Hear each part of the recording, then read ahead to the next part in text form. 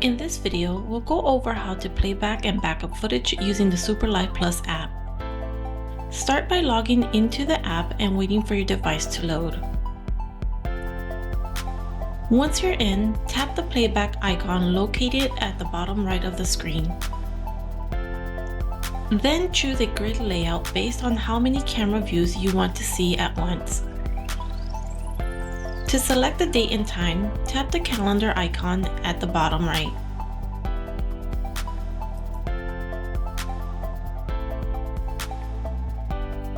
If your system uses multiple recording modes, such as continuous, motion, or alarm, you can filter the playback to show only what you need.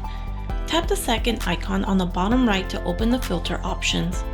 In this example, we'll select motion recordings only, so we can quickly review specific motion-triggered events.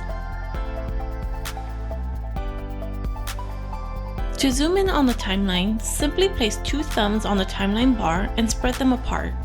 This gesture will allow you to narrow in on a specific time frame, making it easier to locate the exact moment you want to review.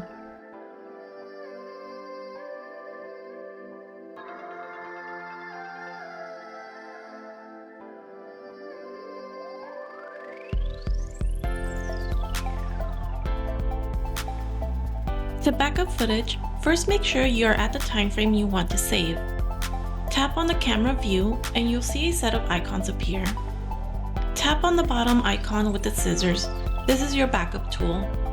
Then adjust the blue frame on the timeline to select the portion of video you want to back up. Once you've selected the video clip using the blue frame, tap Start Download to begin saving the footage to your device.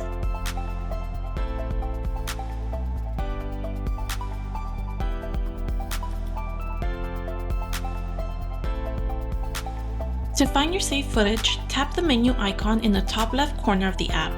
Then select File. Here you'll see a list of all the backup clips you've downloaded directly through the app.